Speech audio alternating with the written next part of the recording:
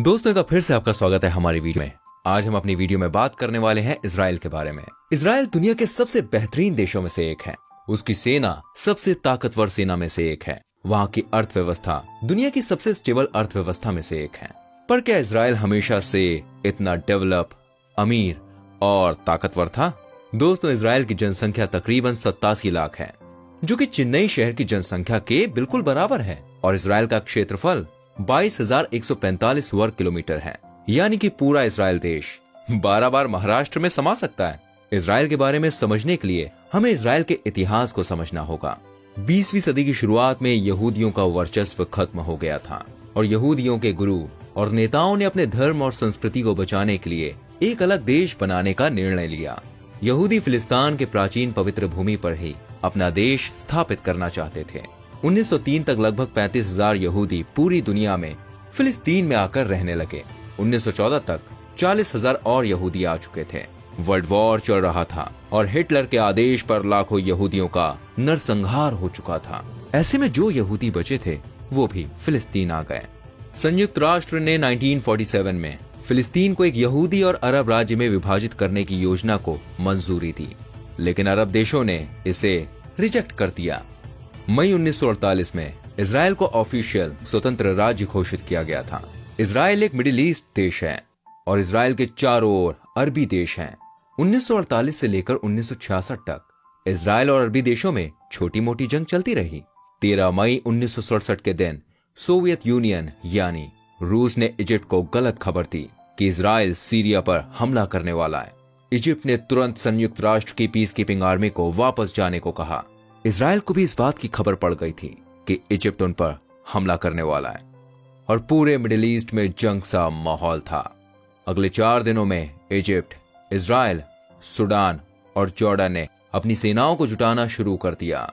Iraq ने भी अपनी सेना को जॉर्डन भेज दिया था और सऊदी अरब भी चाहता था कि वो भी इस जंग में हिस्सा ले। 2 हफ्ते बाद इजराइल में सरकार बनाई गई और लेवी एशकोल इजराइल के प्रधानमंत्री चुने गए। अकेले इजराइल के सामने इजिप्ट, सूडान, जॉर्डन, सीरिया और इराक थे। दोनों पक्षों की मिलिट्री स्ट्रेंथ में काफी अंतर था।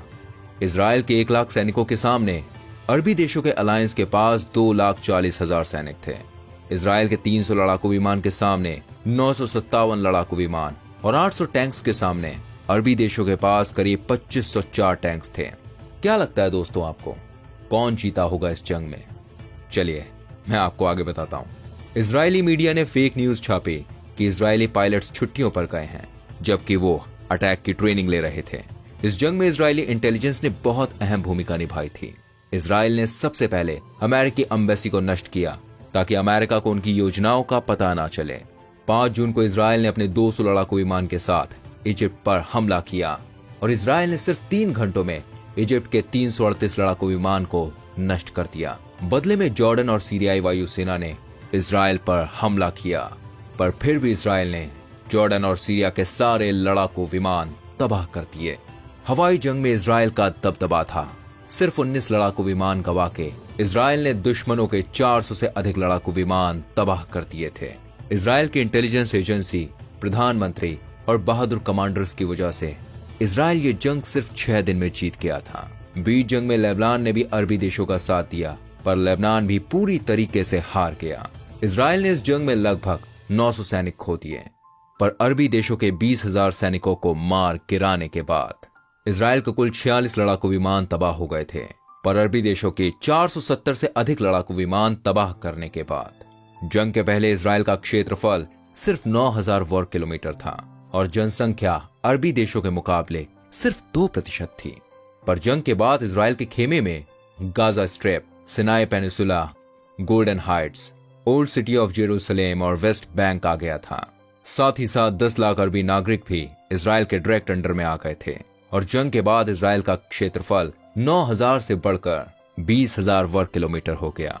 इसके बाद इजराइल की ओर इन अरबी देशों में छोटी मोटी लड़ाइयां होती रहीं, पर हद तब पार हो गई जब 1972 में जर्मनी में आयोजित ओलंपिक्स में ब्लैक सितंबर नामक फिलिस्तीनी आतंकवादी संगठन ने इजराइल की 11 ओलंपिक टीम सदस्यों को बंधक बना लिया और मौत के घाट उतार दिया। आतंकवादियों की ये मांग थी कि इजराइल द्वारा बंधक बनाए गए 234 फिलिस्तीनी आतंकवादियों को रिहा किया जाए इसके बाद कुछ आतंकवादियों को जर्मनी की पुलिस ने मार गिराया और कुछ को गिरफ्तार कर लिया। 1 साल बाद जर्मनी का प्लेन फिलिस्तीनी आतंकवादियों ने हाईजैक कर लिया था और बदले में गिरफ्तार हुए आतंकवादियों को छुड़ा लिया गया। इस हादसे के बाद इजराइल की उस समय के प्रधानमंत्री गोल्डा मीरा हर खिलाड़ी के घर खुद गई और उनके परिवार वालों से वादा किया कि हम एक एक आतंकवादी को ढूंढकर आपके बच्चे की मौत का बदला लेंगे। प्रधानमंत्री गोल्डा ने इस ऑपरेशन का जिम्मा इजराइल की इंटेलिजेंस एजेंसी मोसाद को सौंपी। मोसाद ने इजरायली कमांडोज के साथ मिलकर एक एक आतंकवादी को ढूंढा और मार डाला। इसके बाद 1976 में इजराइल से पेरिस के लिए रवाना हुई एयरबस A300 हवाई विमान को फिलिस्तीनी आतंकवादियों ने हाईजैक कर लिया और युगांडा सरकार के समर्थन से विमान को युगांडा में लैंड करा दिया गया। इस हवाई जहाज में कुल 248 लोग थे, जिसमें से 94 यहूदी थे, 12 क्रू मेंबर और बाकी अन्य धर्म के लोग थे। कुछ समय बाद अन्य धर्म के लोगों को वापस पेरिस भेजा गया और यहूदियों और क्रू मेंबर्स को आतंकवादियों द्वारा मारने की धमकी दी गई। आतंकवादियों की मांग थी कि इजराइल 40 फिलिस्तीनी आतंकवादियों को रिहा करें। दोस्तों, अगर ऐसा ही हादसा भारत में होता तो पूरी मीडिया और विपक्ष पार्टियां सरकार पर आतंकवादियों को रिहा करने का दबाव बनाती, पर इजराइल ने ठीक इसके बिल्कुल विपरीत किया और 100 कमांडोज की टीम के साथ युगांडा में घुसकर मात्र 90 मिनट्स में अपने लोगों को वापस ले आए। इस ऑपरेशन में 3 बंधकों और एक इजरायली कमांडो की मौत हो गई। जिस कमांडो की मौत हुई उसका नाम लेफ्टिनेंट कर्नल योनातान नेतन्याहू था। ये वर्तमान इजराइल के प्रधानमंत्री बेंजामिन नेतन्याहू के बड़े भाई थे। इस घटना के बाद इजराइल ने अपनी सुरक्षा में सुधार करने और नागरिकों की सुरक्षा सुनिश्चित करने का फैसला किया। इजराइल ने एरो का निर्माण किया। एरो इजराइल का anti ballistic missiles defence system है। इस सिस्टम में कोई भी इजराइल का दुश्मन इजराइल पर मिसाइल दागने की कोशिश करता है तो ये उसे हवा में ही नष्ट कर देता है या उसकी दिशा आक्रमण करने वाले देश की तरफ ही कर देता है। यानी इजराइल ने यह सुनिश्चित कर दिया है कि कोई भी मिसाइल वो अपनी भूमि पर गिरने नहीं देगा। वाकई कमाल है। इजराइल दिन पर दिन अपनी सेना को मजबूत कर रही है और उन्होंने ये नियम भी लागू किया है कि इजरायली नागरिक को कुछ सालों के लिए सेना में भर्ती होना पड़ेगा। महिलाओं के लिए ये 2 वर्ष है, जबकि पुरुषों के लिए 3 वर्ष। फिर वो चाहे प्रधानमंत्री का बेटा भी क्यों ना हो, उसे भी सेना ज्वाइन करनी पड़ेगी। ऐसा करने से वहां के लोग सक्षम भी बनते हैं और उन्हें अपने सैनिकों की कदर भी होने लगती है। दोस्तों, इजराइल ने एक ऐसा कानून भी बनाया है जिसमें पूरे विश्व के जितने भी यहूदी हैं वो इजराइल में आकर बस सकते हैं। इजराइल ने अपनी संस्कृति को बचाने के लिए अपनी विलुप्त भाषा हिब्रू को पुनर्जन्म दिया। जो व्यक्ति हिब्रू भाषा सीखता है उसे इजराइल स्कॉलरशिप देती है। सिर्फ सैन्य बल ही नहीं, इजराइल टेक में भी बहुत ज्यादा आगे है। इजराइल पूरे वर्ल्ड का टेक कैपिटल है। सेलफोन को इजराइल में विकसित किया गया। इजराइल में वॉइस मेल टेक्नोलॉजी विकसित की गई। कंप्यूटर के लिए पहला एंटीवायरस सॉफ्टवेयर 1979 में इजराइल में ही बनाया गया था। पेन ड्राइव का आविष्कार भी इजराइल ने किया। पहला इलेक्ट्रिक हेयर रिमूवर भी इजराइल ने बनाया। ड्रिप इरिगेशन, जो अब कृषि की रीढ़ की हड्डी बन चुकी है, इसका भी आविष्कार इजराइल में ही किया गया था। आप जिस बड़ी कंपनी के नाम लें, Microsoft, Google, Apple, Yahoo, Amazon, Intel, Facebook, सबके बड़े बड़े रिसर्च सेंटर्स इजराइल में मौजूद हैं। ऐसा इसलिए क्योंकि इजराइल अपनी जीडीपी का 4.5% R&D में खर्च करती है। इजराइल देश पैसा अपने लोगों पर ही खर्च करता है ताकि वो स्वस्थ और सक्षम रहें, जिसकी वजह से आज कोई भी इजरायली इजराइल छोड़कर दूसरे देशों में काम करने नहीं चाहता। वो वहीं पढ़ता लिखता है और अपने देश की तरक्की में योगदान देता है, जिसके परिणाम स्वरूप आज इजराइल में लाइफ एक्सपेक्टेंसी 82 वर्ष है। अमेरिका, फ्रांस और जर्मनी की तुलना में इजराइल में प्रति व्यक्ति नोबेल पुरस्कार सबसे ज्यादा हैं। भारत, स्पेन और चीन में करोड़ों की जनसंख्या है और इजराइल में सिर्फ 87 लाख की जनसंख्या होने के बावजूद इन देशों से ज्यादा नोबेल पुरस्कार विजेता इजराइल के हैं। इजराइल में लगभग 93% घरों में पानी गर्म करने के लिए सोलर एनर्जी का उपयोग होता है, जो दुनिया में सबसे अधिक है। इजराइल अपनी संस्कृति का भी बराबर ध्यान रखता है, इसलिए ही इजराइल में पर कैपिटा म्यूजियम्स की संख्या सबसे अधिक है।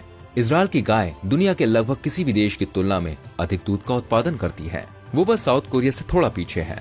इजराइल दुनिया में प्रतिवर्ष प्रति व्यक्ति सबसे अधिक वैज्ञानिक कागजात का उत्पादन करता है। कैंसर रोगियों के जीवित रहने में इजराइल को दुनिया में पहला स्थान दिया गया है। इजराइल विश्व का चौथा सबसे ज्यादा स्टार्टअप फ्रेंडली देश है। इजराइल अपने अन्न का 95% रिक्वायरमेंट्स का उत्पादन खुद करता है। ये सूची बहुत ही ज्यादा लंबी है दोस्तों, जिसे हम इस वीडियो में कवर नहीं कर सकते।